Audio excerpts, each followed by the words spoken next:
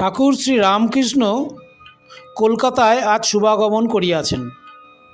শ্রীযুক্ত প্রাণকৃষ্ণ মুখোপাধ্যায়ের শ্যামপুকুর বাটির দ্বিতলায় বৈঠকখানাঘরে ভক্ত সঙ্গে বসিয়া আছেন। এইমাত্র ভক্ত সঙ্গে বসিয়া প্রসাদ পাইয়াছেন।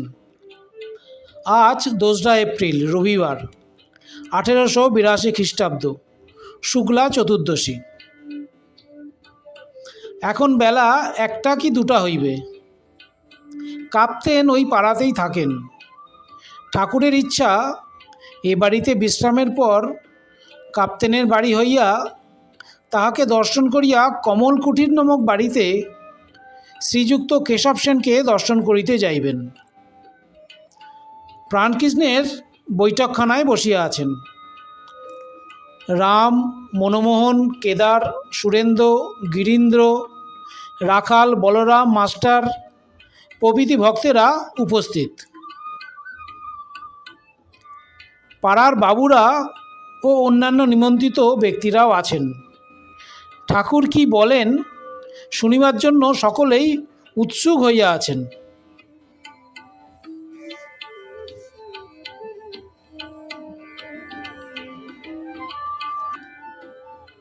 ঠাকুর বলিতেছেন, ঈশ্বর ও তার ঐশ্বর্য, এই জগৎ তার ঐশ্বর্য।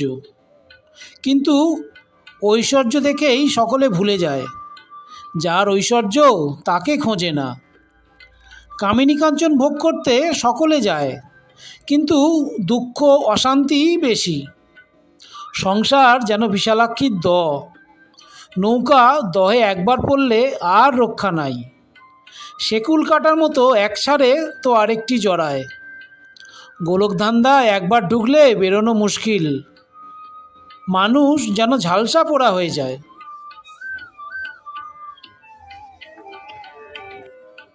একজন ভক্ত, এখন উপায় শ্রীরামকৃষ্ণ। উপায় সাধুসঙ্গ আর প্রার্থনা। বৈদ্যের কাছে না গেলে রোগ ভালো হয় না। সাধুসঙ্গ একদিন করলে হয় না, সর্বদাই দরকার। রোগ লেগেই আছে। আবার বৈদ্যের কাছে না থাকলে নারী জ্ঞান হয় না, সঙ্গে সঙ্গে ঘুরতে হয়। তবে কোনটি কফের নারী কোনটি পিত্তের নারী বোঝা যায়।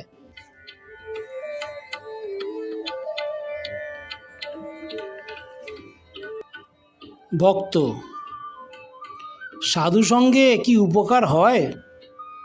শ্রীরামকৃষ্ণ, ঈশ্বরে অনুরাগ হয়, তার ওপর ভালোবাসা হয়। ব্যাকুলতা না এলে কিছুই হয় না। সাধুসঙ্গ করতে করতে ঈশ্বরের জন্য প্রাণ ব্যাকুল হয়। যেমন বাড়িতে কারোর অসুখ হলে সর্বদাই মন ব্যাকুল হয়ে থাকে কিসে রোগী ভালো হয়। আবার কারোর যদি কর্ম যায়, সে ব্যক্তি যেমন অফিসে অফিসে ঘুরে ঘুরে বেড়ায়, ব্যাকুল হতে হয় সেই রূপ। যদি কোনো অফিসে বলে কর্ম খালি নেই, আবার তার পরদিন এসে জিজ্ঞাসা করে, আজ কি কোনো কর্ম খালি হয়েছে?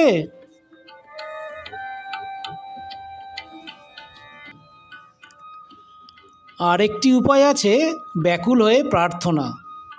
তিনি যে আপনার লোক, তাকে বলতে হয়, তুমি কেমন দেখা দাও, দেখা দিতেই হবে। তুমি আমাকে সৃষ্টি করেছো কেন?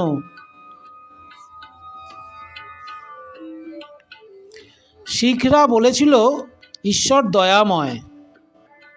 আমি তাদের বলেছিলুম, দয়াময় কেন বলবো? তিনি আমাদের সৃষ্টি করেছেন যাতে আমাদের মঙ্গল হয়। তা যদি করেন সে কি আর আশ্চর্য? বাপ মা ছেলেকে পালন করবে, সে আবার দয়া কি? সে তো করতেই হবে। তাই তাকে জোর করে প্রার্থনা করতে হয়। তিনি যে আপনার মা, আপনার বাপ। ছেলে যদি খাওয়া ত্যাগ করে, বাপ মা 3 বৎসর আগেই হিস্সা ফেলে দেয়। আবার যখন ছেলে পয়সা চায় আর পুনঃ পুনঃ বলে, মা তোর 2টি পায়ে পড়ি, আমাকে 2টি পয়সা দে, তখন মা বেজার হয়ে তার ব্যাকুলতা দেখে পয়সা ফেলে দেয়।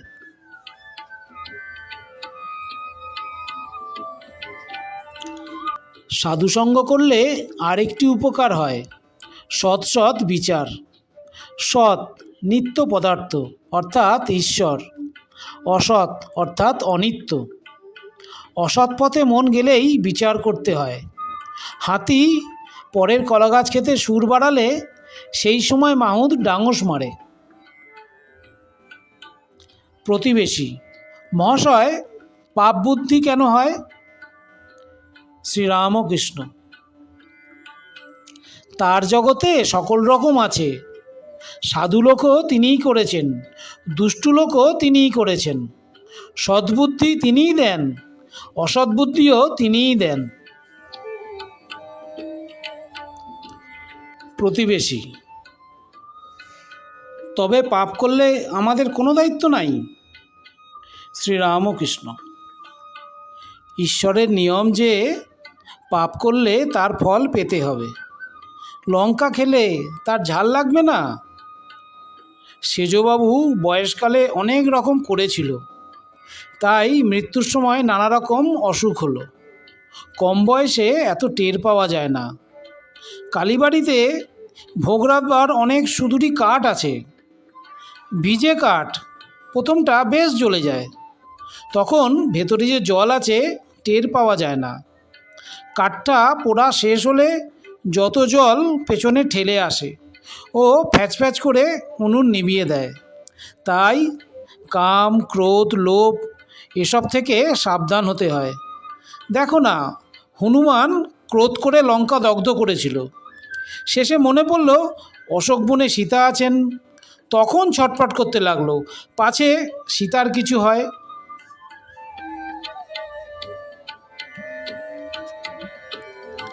প্রতিবেশী: তবে ঈশ্বর দুষ্টু লোক করলেন কেন? শ্রীরামকৃষ্ণ: তার ইচ্ছা, তার লীলা। তার মায়াতে বিদ্যাও আছে, অবিদ্যাও আছে। অন্ধকারেরও প্রয়োজন আছে। অন্ধকার থাকলে আলোর আরও মহিমা প্রকাশ হয়। কাম, ক্রোধ, লোভ খারাপ জিনিস বটে, তবে তিনি দিয়েছেন কেন? মহৎ লোক তয়ের করবেন বলে। ইন্দ্রিয় জয় করলে মহৎ হয়। জিতেন্দ্রিয় কি না করতে পারে, ঈশ্বর লাভ পর্যন্ত তার কৃপায় করতে পারে। আবার অন্যদিকে দেখো, কাম থেকে তার সৃষ্টিলীলা চলছে।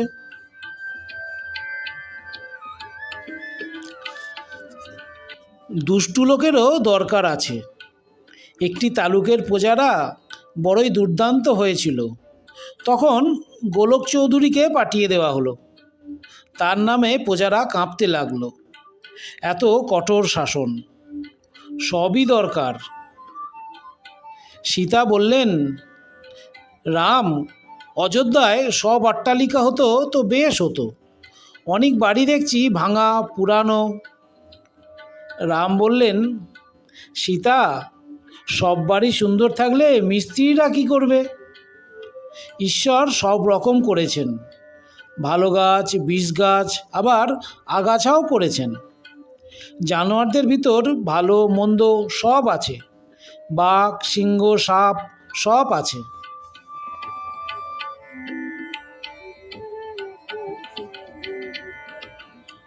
প্রতিবেশী: মহাশয়, সংসারে থেকে কি ভগবানকে পাওয়া যায়? শ্রীরামকৃষ্ণ: অবশ্য পাওয়া যায়, তবে যা বললুম, সাধুসঙ্গ আর সর্বদা প্রার্থনা করতে হয়। তার কাছে কাঁদতে হয়। মনের ময়লাগুলো ধুয়ে গেলে তার দর্শন হয়। মনটি যেন মাটি মাখানো লোহার ছুঁচ, ঈশ্বর চুম্বক পাথর। মাটি না গেলে চুম্বক পাথরের সাথে যোগ হয় না। কাঁদতে কাঁদতে ছুঁচের মাটি ধুয়ে যায়।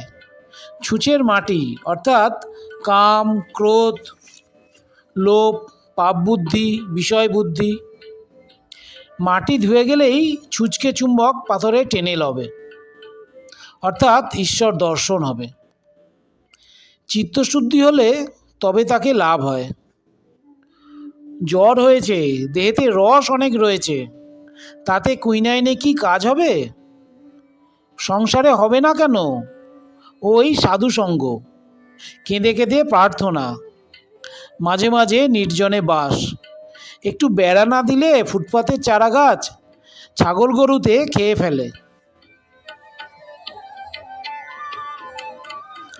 প্রতিবেশী, যারা সংসারে আছে তাহলে তাদেরও হবে। শ্রীরামকৃষ্ণ, সকলেরই মুক্তি হবে, তবে গুরুর উপদেশ অনুসারে চলতে হয়। বাঁকা পথে গেলে ফিরে আসতে কষ্ট হবে।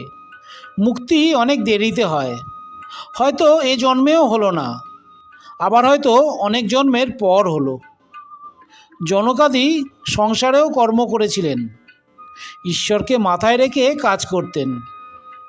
নৃত্যকী যেমন মাথায় বাসন করে নাচে, আর পশ্চিমের মেয়েদের দেখো নাই, মাথায় জলের ঘড়া হাসতে হাসতে কথা কইতে কইতে যাচ্ছে।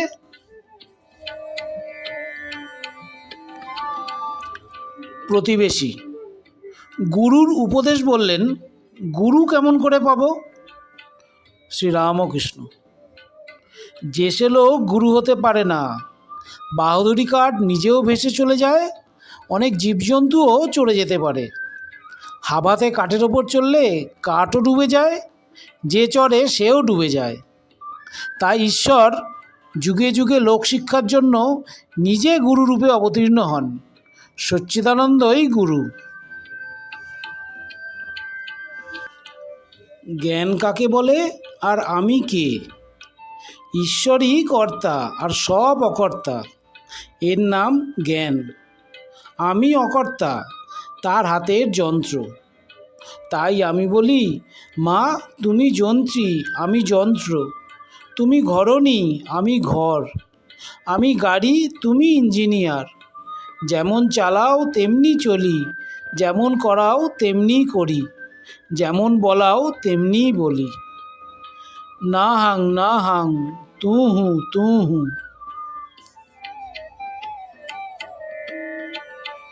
জয় মা, জয় ঠাকুর, জয় স্বামীজি।